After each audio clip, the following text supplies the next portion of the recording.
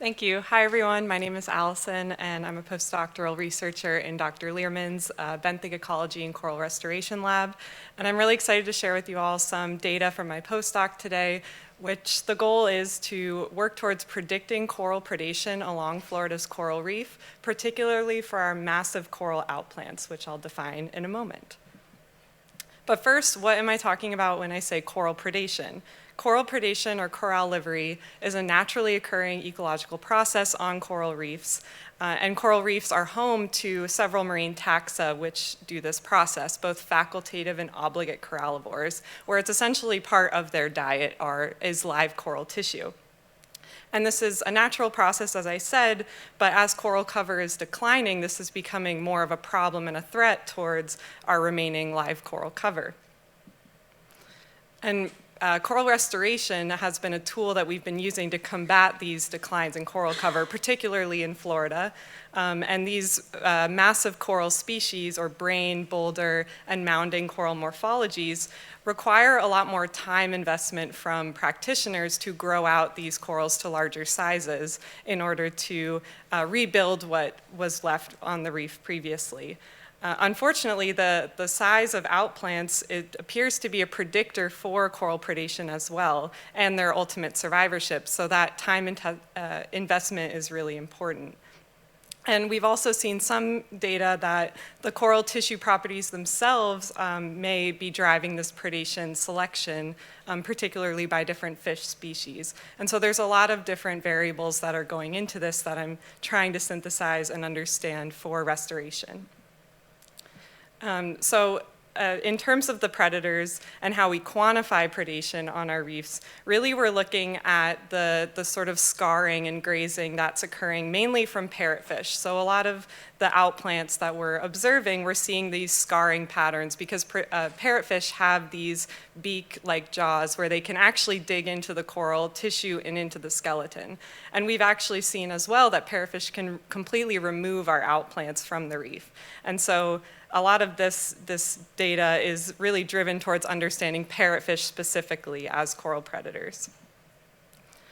And it's gotten to the point that we are deploying deterrents to physically protect our outplants from predation. You can see on the left here an image of an umbrella where it's a plastic cover on our coral outplant bases to prevent fish from being able to get into those outplants. You can see on the right as well that the parrotfish are selecting certain coral species specifically. You can see they sort of played tic-tac-toe with Rowan's study, unfortunately, and selected that one coral species out of the different ones that were presented on this outplanting study. And so there's definitely different nuances that are occurring as well.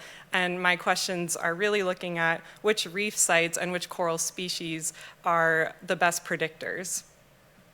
And so, as I mentioned, the coral species, which coral species are most susceptible to fish predation is one of my key questions here, and which are causing the greatest impacts on our outplants. But can we also use available data that we've already been collecting for years in Dr. Lirman's lab to try to predict outplant success, particularly on these reefs that we've been visiting for years and years? So what data am I using to input into this prediction? Well, obviously we want to see which fish are present at these different reef sites. And so we have diver-based surveys where we're measuring the number of fish per species, the size, age phase of these different fish.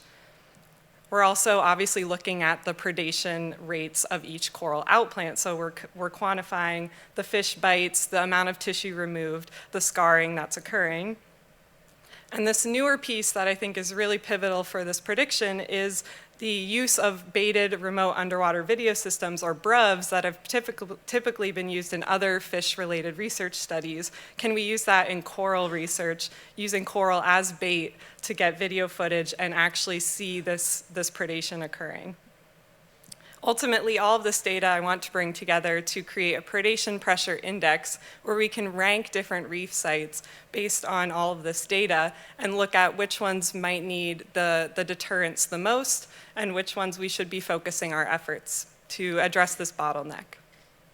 So I'm going to just talk briefly about one case study that's looked at 2 of these data sets, and then I'll follow up with the video systems specifically. So let's first jump into that case study.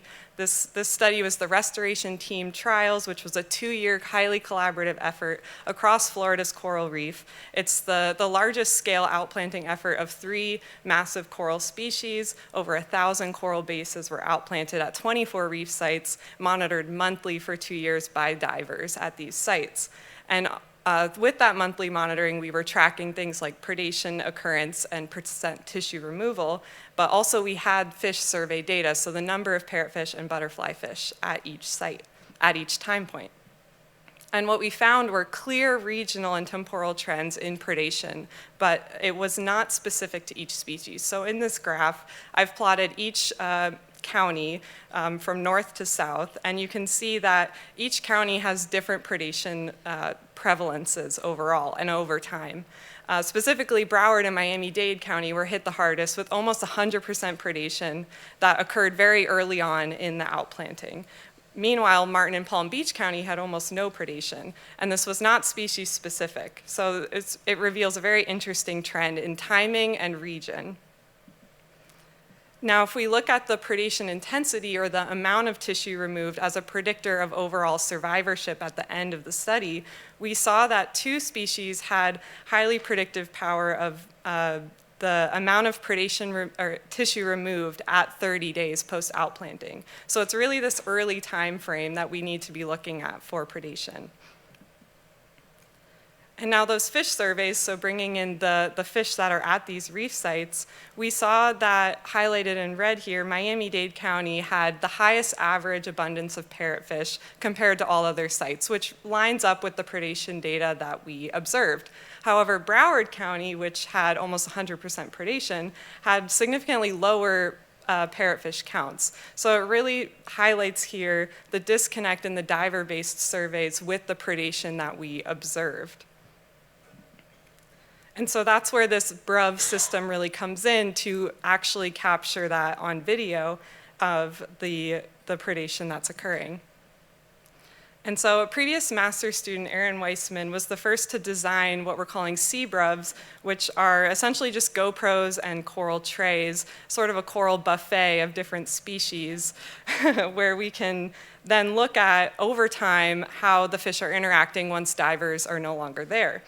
And the GoPros were able to capture, between 1 and 7 hours of time-lapse footage after deployment. But the GoPros were also a limiting factor because we had to go back and replace them over time because of their battery life. And so we were still missing a lot of windows in time of predation occurring. However, you can see from that video that we are capturing way more interactions than we would from a diver-based survey where we're looking at the sort of aftermath of the predation. But still, from this data set, we can see really interesting trends in both coral species susceptibility, which is the heat map on the left, and the sort of top coral predators that we captured in the video, which is the pie chart on the right. So on the left, you can see that that middle band where there's purple across the board, that is the red band parrotfish, which seems to have no preference and predated on all of the coral species presented. It also, on the right, had over 50% of the total number of fish bites at these different deployments. So the red band parrotfish seems to be our top candidate for causing problems for outplants. You can also see that the 4-eyed butterfly fish represents a lot of this predation as well, and that's sort of an under-characterized predator because we're not seeing that scarring or removal of tissue that we would see with parrotfish. So it's another fish that we should probably be considering when doing these outplanting studies. And lastly, I want to highlight a collaboration with the Makers Lab and a work that's been done by Joe Unsworth, a Ph.D. student in our lab, to develop a new camera system that will increase our video footage up to 16-fold, where we can essentially program a camera, leave it on the reef, and get up to 48 hours of footage, of real-time video footage, to capture predation at scale. And so with our new grant, we're developing 5 of these systems that we hope to deploy across reefs and get basically increase our resolution of this predation. And so the next steps are to do more of those deployments, sort of build this predation pressure index, and also on the bottom left, try to use machine learning to help annotate all of this video that we're about to collect. And lastly, I want to highlight as well a collaboration with NSU to create a spatial tool that will incorporate this index for restoration practitioners to sort of select these reef sites based on the data we gather from this study. And with that, I just want to acknowledge the lab, both past and present, who contributed to this work, our collaborators, and our funding sources. And I'm happy to take any questions. Thank you.